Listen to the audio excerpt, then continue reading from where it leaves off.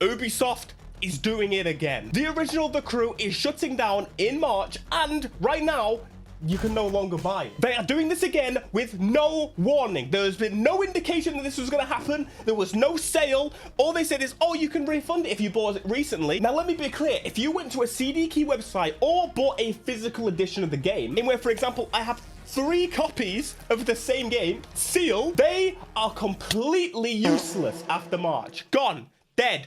In the bin. And the worst part of it all, this was definitely avoidable. But for those who don't know why this game is so important and significant, let me tell you. The plotline is, after your brother gets murdered, Alex, which is voiced by Troy Baker, races his way through a downscaled United States map. It can take you an hour to cross this map in the fastest of vehicles, which in itself is such a technical achievement. The country is run by a gang known as the 510s. You infiltrate them and climb the hierarchy to get in. A revenge story clearly inspired by the great Need for Speed games of past and even previous Fast and Furious movies. There was so much depth to this game, I could spend hours talking about it, but I actually already have. I've made hundreds of videos on this game over the years. It set the benchmark for live service in all games, including a free graphics overhaul, the biggest detailed map to exist in video game history, a story in a racing game that wasn't today's, yay, let's all be friends doing illegal activities with no consequences. It laid the foundation for a multiplayer competition that all games in the genre would eventually copy. It gave us visual customization that no other game dared to at the time,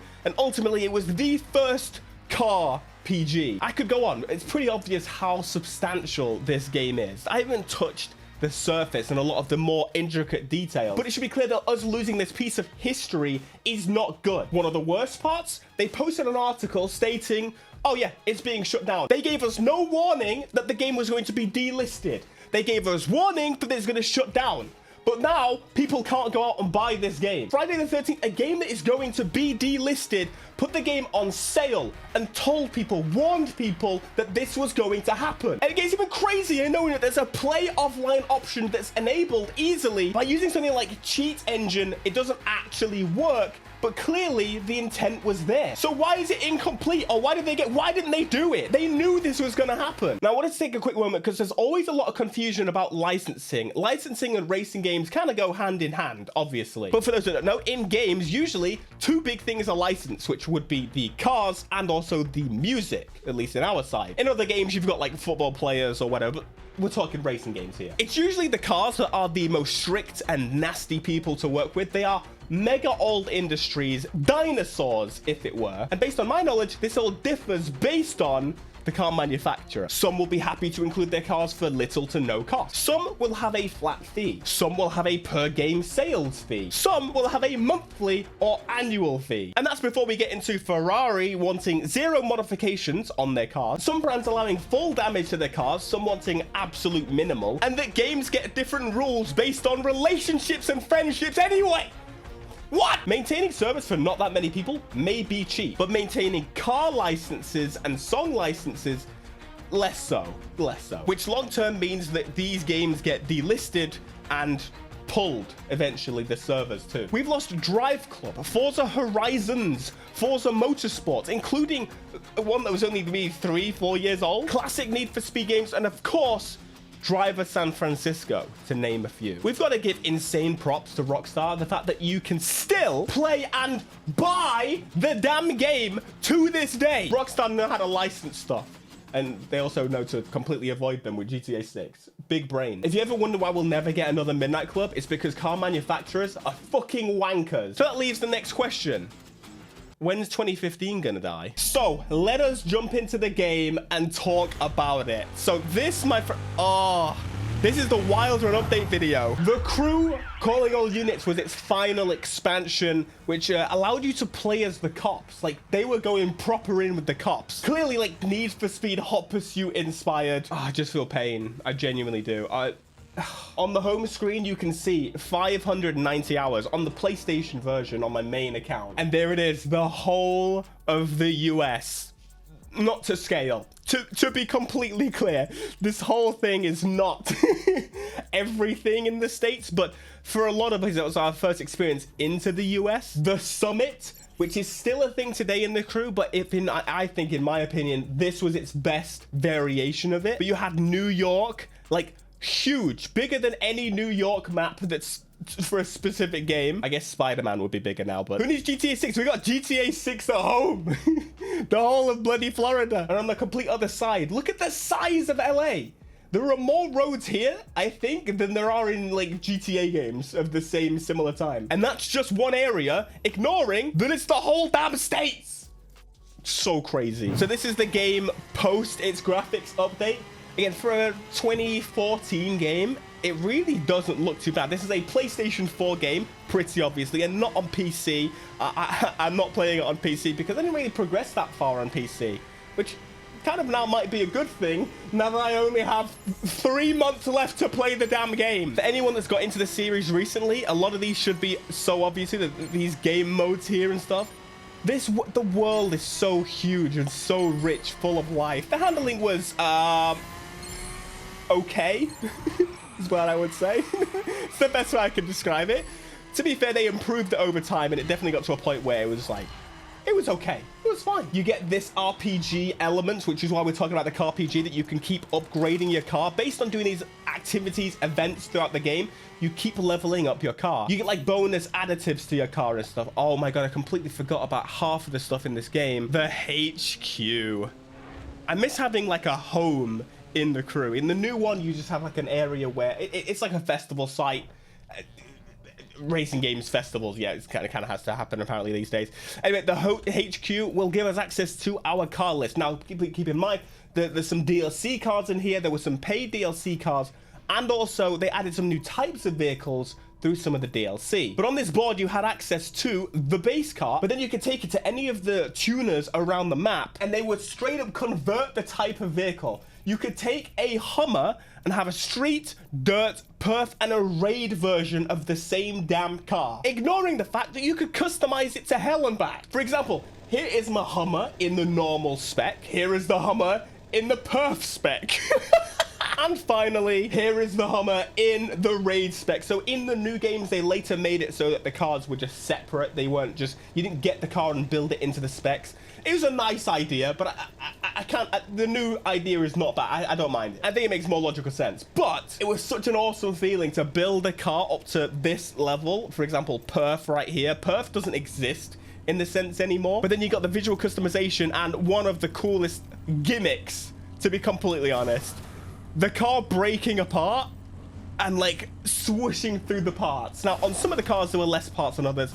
We spoke about licensing a little bit earlier, but there's actually a proper car underneath as to where if I go into the performance customization, the whole car goes away and you can go in and piece your machine together. This car I did max out, but things change as you swap them. Like, for example, I'm level 50 part here, jump to level 40. You can see them actually change. Such a little gimmick thing, but I can't understand how much time and effort this would have taken to do for, quite frankly, not much purpose.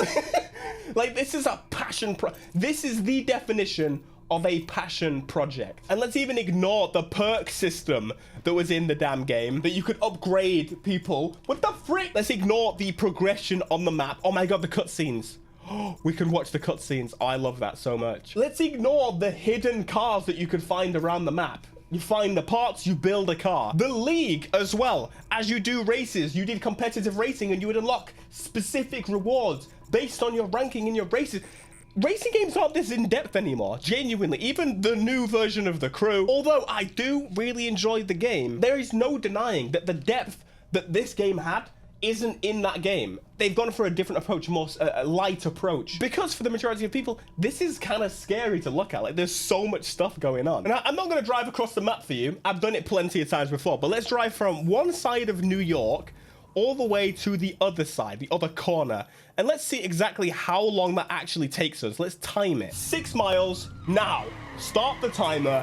And he's already telling me I'm going the wrong way. I've already gone the longer route. Hey, I wasn't paying attention, okay? I think the way we have to look at this, and there's a whole story behind The Crew, and the developers, or the head developers, the founders, essentially came from Atari and Test Drive when developing this game. Ubisoft had no involvement in the game until a bit later on. This was a full self-funded passion project And genuinely, it is pretty obvious. They were doing their best to cover as many bases as possible to create the ultimate car game, and they really were listening to what people wanted before we were even really speaking about it that much. We were talking about Need for Speed not having customization. They destroyed it. The police in Need for Speed being not so good anymore. They did an incredible job. We wanted cockpit view and so many, tons and tons of cars. They killed it. They did such an amazing job. And it's funny to think that now we're gonna have The Crew and Test Drive Unlimited very, very shortly battling it out for our retention. That's ultimately what they want. And it's one of the reasons why this game is obviously being shut down. It's because if it still made money, this game, they could keep renewing the licenses and keep the servers up and they wouldn't really have an issue with it. But unfortunately, they decided to go the route of not warning us and absolutely obliterating it from the face of the earth, and meaning The Crew 2 is the only version of that map we have left, and there's no comparison. The story and the character is just non-existent compared to this game. Although I still enjoy it, it's just not the same. Closing in the end, driving a supercar at like 200 miles an hour across the map takes this long. I can't actually see, I say across the map, across one city in the map, because obviously it's just this compared to that. Racing games are in a weird place. We have Forza Motorsport, which is usually the most polished game to exist, basically being broken. And I'm not going to sit here and tell you that this game didn't have its issues, because my goodness, it did. We would have issues of like flying through the air. The handling was janky. It was just a little bit of a jank experience overall. And that's where they kind of dumbed it down and went for a more polished approach with, say, for example, their newest game. And they still don't get Game of the Year because Forza Motorsport has the Forza name. Forza Motorsport is a bare bones jank game. But what we used to have is a split. We had jank, but extremely deep games, and then very polished, simple games. For example, Forza. That line has been blurred over time. We now have The Crew Motorfest, which is a decently deep, polished game, and Forza Motorsport, which is a basic, broken one. Which kind of tells me that maybe our perspective on big game, the glitchy situation is kind of no more. I have not done one of these in such a long time. I'm gonna be done in. Let's do the loop. Hell yeah. This was a part of the two expansions. I'm using the police car, and expansion 1 was the summit. Or not expansion, the first update. The summit was free. Bruh, get off your ass! Come on! I decided to join a police chase, and I'm in a monster truck that's not upgraded at all. I didn't think this through, to be honest with you, but we got power-ups. Hot pursuit, baby. At least you can press circle to catch up, but then my speed is not quite enough. This is a great showcase there. Yeah, fantastic job. Oh, wait, I can change car. There we go. That's better. Give me that GTR, baby. Give me that all-wheel drive, baby. I'm on him. Now it's time for you to be busted. You big old stupid American muscle. Come on. And boom. That's what I'm talking about. You're in the pin. You mess with me, you sucker. I may have just ruined that for somebody, but I don't even actually mind. Give me them parts. Exhaust part. Very nice. Oh yes. Oh, that's just satisfying noise. I don't know why. You know, I don't think that person's going to be very happy with me. That is a player. He's honking. He's very angry. Sorry, mate. Sorry. This is another one of the cool elements of the game, is that you could ultimately meet up with people. You could go to a racetrack and just people would appear. Yeah, he's not happy. I mean, America has a lot of racetracks, so they built in some fantastic race courses. And of course, you could use your favorite vehicle, like this race car that I own, which happens to be an F-150 Raptor. What an incredible game. Nothing like this. There's just nothing. It's such a... Let's check out the drifting. I used to sweat this so much, but it has been a while. They added a full drift handling, of course, for those that wanted to drift. It should be pretty... You would think it would be like oh, well, of course, there's a racing game. It's going to have drift handling. Unfortunately, a lot of games don't actually consider that we want to drift. And if they do, they end up like Need for Speed, where you're kind of forced to drift. I don't want to do that. We want the ability to have this. And thankfully, the crew did. Oh God, I'm out of the area. What about drag racing? With a damn parachute on the back of my skyline down the Vegas Strip. Oh God, this is gonna... Look how tiny that little area is. I can't... Oh, nah, balls. Hey, I tried my best, okay? And I don't remember the... Oh, it's the right stick. Come on. All right, boost. Come on, come on, come on. Whoa, watch the curb. Wait. Help! I completely forgot how tight your handling becomes. No, you shifted down. Why did I do that? Why did I do that? I was trying to look behind me. That's why. I promise it was not intentional. There you go. Drag race. Come on, do the parachute. Yeah! No one does that. What a cool detail. This game is a piece of not just racing game history, but gaming history. And it really was the point in where I realized that big news outlets do not care about racing games in the way that they do others. They don't play them. Forza Motorsport winning Game of the Year and us losing the crew, I don't know, it kind of says a lot to me. It taught me a lot. I built up my channel with this a substantial amount. At the time, I remember the meta of YouTube was to upload short videos, as in 3 to 4 minutes. We had to compact a video with videos with me and Matthew prattling about. If you haven't seen any of those, I don't recommend you go watch them. Oh, I'm gonna get the Rosas after me in a sec. Come on, come on, big boy. Ho, ho, ho! Let's go! Mate, these police are rubbish. They had no weak points, but I think this overall has hit me pretty hard in that, you know, obviously the game is delisted. For example, you know, Drive San Francisco had a similar fate, that it was delisted. I have the game on Steam, just I activated the code on a different machine years ago, and now I can't play the game. So it's one of those where you're like, well, if piracy is the only option, I bought the damn game. Like, I should be allowed to, right? I don't know. It's kind of disgusting. It's very sad. And ultimately, again, the crew 2 is going to see the same fate. The crew Motorfest is going to see the same fate. So it's like, it kind of damages how much time and effort I want to put into these games that I enjoy, because they're going to be removed, which is kind of insane to think about. Yeah, maybe I'll never do a summit again. Who am I kidding? I'm still gonna do it, but maybe less so.